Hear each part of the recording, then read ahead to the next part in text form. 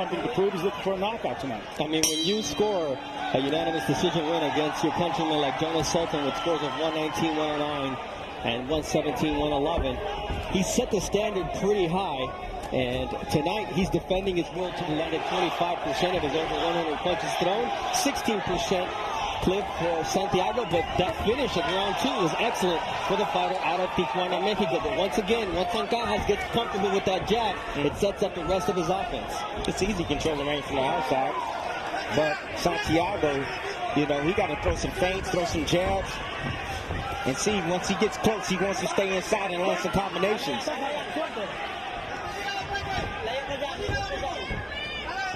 The corner of Santiago wanting him to go to the body, but in order to go to the body, you got to be in close. Well, he got to disguise when he's going to attack and when he's not. Santiago is a much better record. Is much better than his record we're indicating, 16-2-4.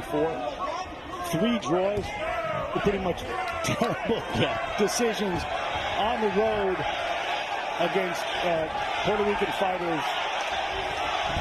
The guy from CompuBox called one of the judges' rulings aggressors derangement syndrome. I thought that was well said. And when he got this fight, he cried. He's fought Marvin Quintero, Janito Ornelas, Victor Pedro Ruiz, former champion Antonio De Marco, all in Tijuana. And he said his last opponent was 5'11". They called him the Walking Dead. So when you look at it, fighting Jerwin Ancajas doesn't intimidate him at least. No, not at all. And he's proven that. Yeah, he definitely is. He's having a lot of success. So like I said, he's using a jab, he's using feints at the gate, and then he's attacking at the right moments. The problem is Ancajas is throwing one shot at a time, so he doesn't feel feared. You know, he's just coming right after that one shot. Ancajas was trying to get aggressive right now. Now he's choosing to stay on the outside, but he started the round trying to be really aggressive. Big right hand there from Santiago. That's nice shot from Ancajas. Go ahead. That's the shot we're seeing consistent at the end of an exchange. It's that roundabout right hand from Santiago. And now Santiago has found a home for the left hook. For the left hook I was talking about. No lucha. Don't wrestle, says Dr. Lumaret, the third man in the ring. But this is a fight that so far could go either way after the first 4 rounds. And it's the fact that Santiago's not backing down against Ancajas. He's been very reactive. Very reactive to whatever Ancajas does, he comes right back. We always think of pressure is kind of reckless. He's boxing. Yes. He's applying smart pressure. It's very deliberate what he's done. He's disguising his attacks, and when he does the attack, championship fight. Actually, it's round 6. So this is a fight that Santiago always dreamed of getting. Didn't know if he was going to earn it after all those bad draws in his career. And in boxing today, Mark, sometimes being the 12th, 13th, 14th ranked fighter, as is the case of Santiago's, the IBF number 14, is the best place to be, because if you're number 1 or number 2, you could be sitting on a shelf for a year and a half. That's what his talking shows. The politics, right? But, I asked him about that yesterday. I said, he said, no, I thought I would be here because I got draws against ranked guys. I was proving myself. He's more of a boxing optimist than I am. After all we've seen. But here he is, fighting for a world title, looking to make his dream come true. Jerwin Ancajas, though, he and his wife just had a baby girl. Her name is J.C. Kara. He's gotten, completing his survivor camp in the Philippines. So little by little, he's making his dreams come true. It's his first daughter, but unlike his sons, he did name it after a former member of the Cleveland Cavaliers, Kyrie or Kyle. He had the same deal that I had with my daughter. If I had a boy, I got the name, and I had twin girls, she got the name. The former Cavalier. Not at all. I'm really impressed. I'm really impressed with Santiago. Yes, I am too. And look at him at range right now. Got hit with the jab right there from Ancajas, but it was the second punch.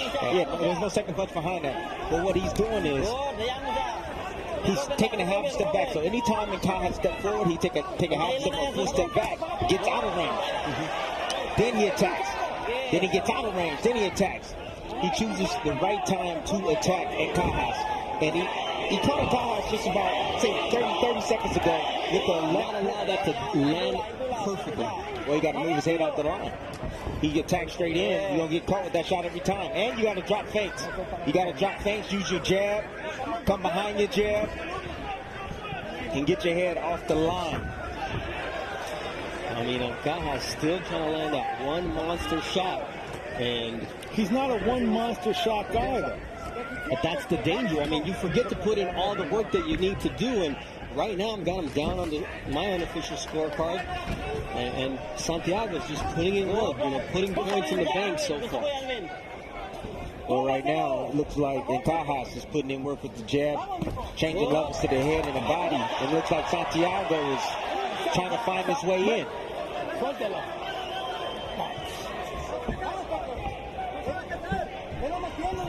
The way the fight's playing out so far, who's dictating the pace? Well, right now, both guys are just waiting right now out in front. Santiago, like I said, he has his moments, but he hasn't had any moments in this round. This round right now, to me, is controlled by Ancajas. Out in range, doing what he wants to do. We talked about Ancajas wanting to have an explosive performance to prove that he belongs with the Sorrunga size, the Chocolatito Gonzalez, the Juan Francisco Estradas of the 150-pound junior bantamweight or super flyweight class. Is he doing that, Mark? No. Well, simply put, he's lacking. He was curiously modest about that yesterday. He said Estrada's the most skillful, undersized, the most powerful.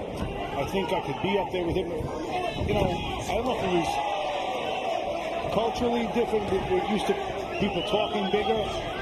But he was, I thought he was curiously modest yesterday. Maybe he wanted his fist to talk. His physique to his advantage. You saw how he was over, Ancajas was over the top of Santiago.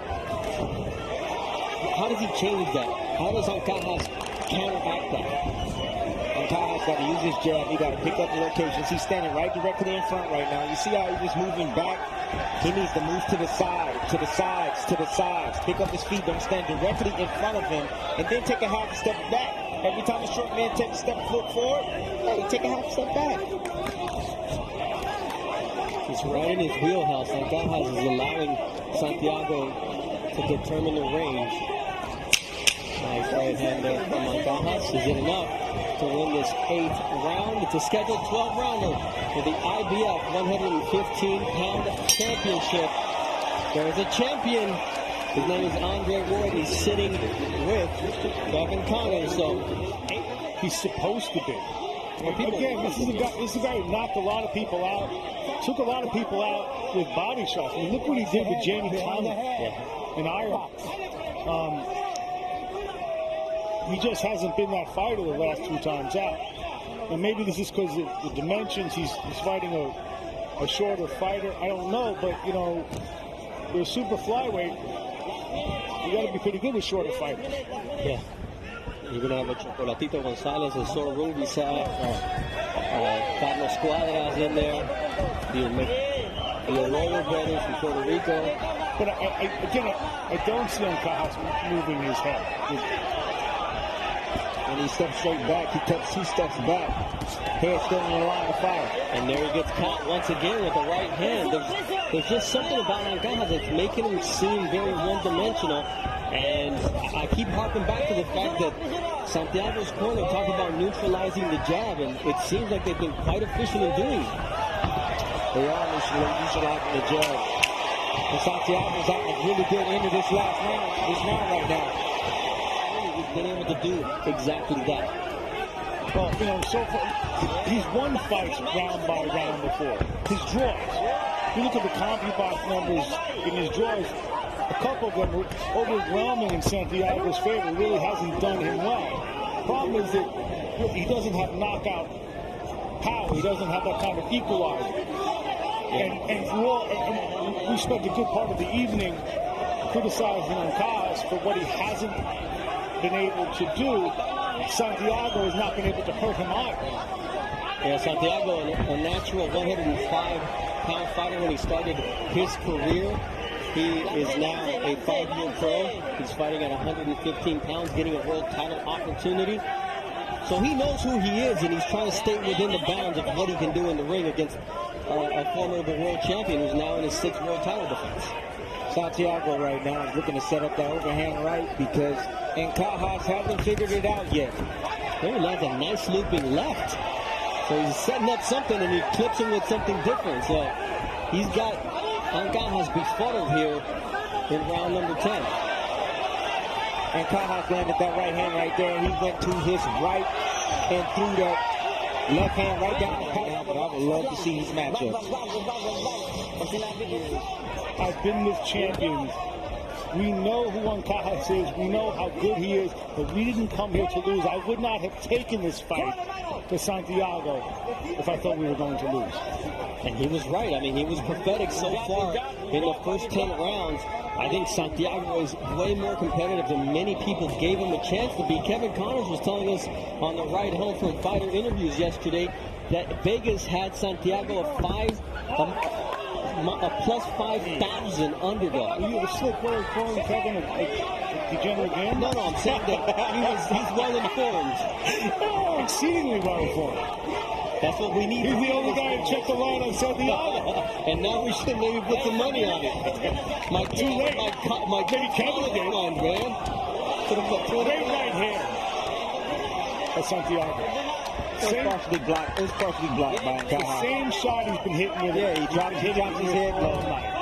He drops his head low, and then he comes over the top. Nice left there from Ancajas, but there we see it once again. It's straight, it's precise, it's right on the button, but Santiago walks right through it and keeps coming forward. You see the footwork of Santiago, very efficient. Yeah. Like I told you, ever see how he steps out right there?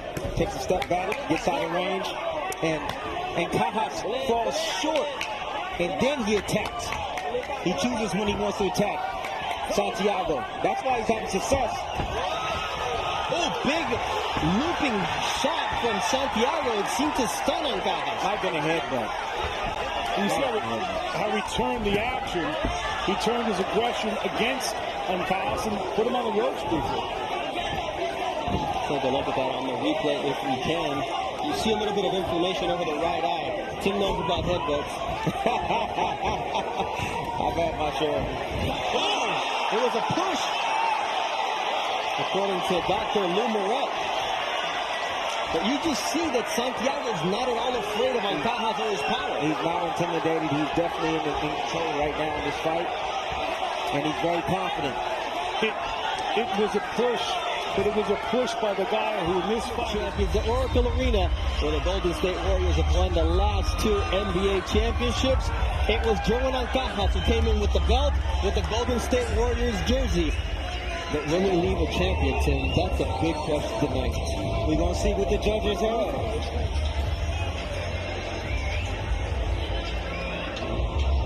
What surprised you the most about March? How precise Santiago was as in determining distance. All right, let's take a look at some of the best action this championship fight. There's Jerwin right there landing the shot that he always like to land on. That jab. Both guys just fixing it up. Beautiful overhand right there. You see the head of Santiago moves to the left. And here's the nice little short uppercut by Santiago as Jerwin leans forward at times in the fight. Jerwin's come back with the straight left hand right there. Beautiful shot and another one. And just a lot of exchanges. Both these guys going for it, putting it all on the line.